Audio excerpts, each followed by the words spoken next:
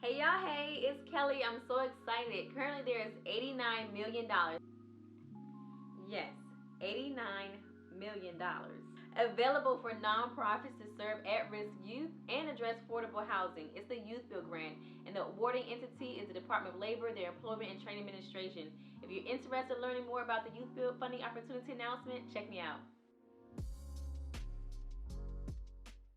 I've been talking about this Youth Bill funding opportunity announcement for the last few videos, but this video I want to share some information about the ceiling amount and the floor amount that you can request. So the ceiling amount is up to $1.5 million per applicant, and the lowest amount that you can request is $700,000.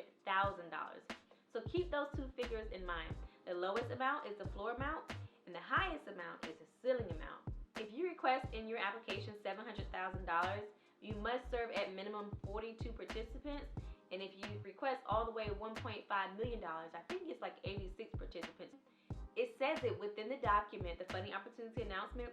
They have the chart in there that says exactly the requested amount and how many participants you must serve based on the amount that you request.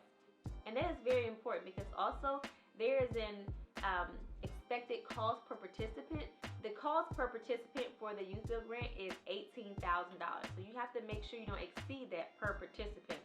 And another thing I want you to keep in mind is that there is a match requirement.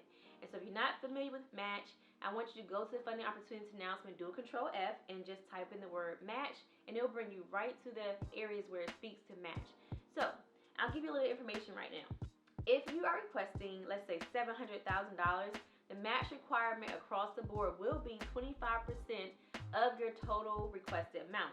So whatever 25% is of $700,000 or whatever 25% of $1.5 million, you as the applicant must document in your application how you will be able to support that match through the life of the grant.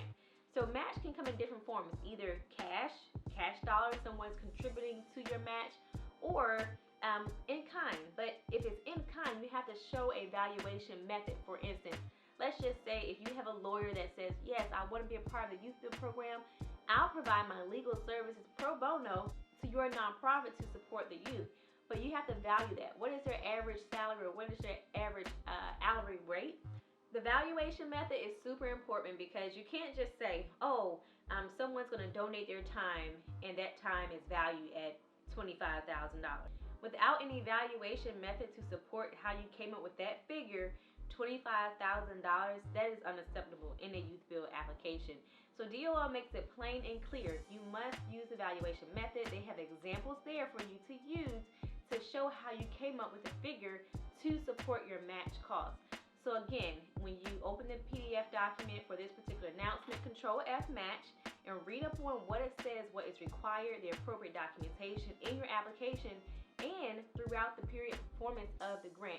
There are governing rules and regulations as it relates to discretionary funds, in particular DOL Youth Bill funds. You can find that by Googling all the citations that they have within the document, the 2 CFR, the Code of Federal Regulations, and see what is required, because you don't want to get yourself in too deep and you cannot manage the grant appropriately, provide the necessary documentation. DOL will hold you accountable for what you put in that application. You want to make sure that you fully understand the requirements of the program, the administrative requirements, the match requirements, the financial requirements.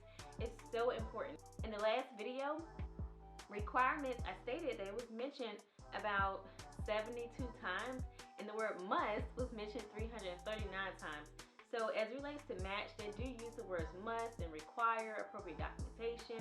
So get familiar with that. If not, get familiar with it so you don't be in over your head. And that's basically it, what I wanted to share about the match as it relates to applying for the Youth Bill Grant. I have one more video I'm going to do, but in the interim, if you want to send me a comment or have an immediate question, please flood me. Send a comment below or send me an email at reachgrantsconsulting@gmail.com, and I will get back to you as soon as possible.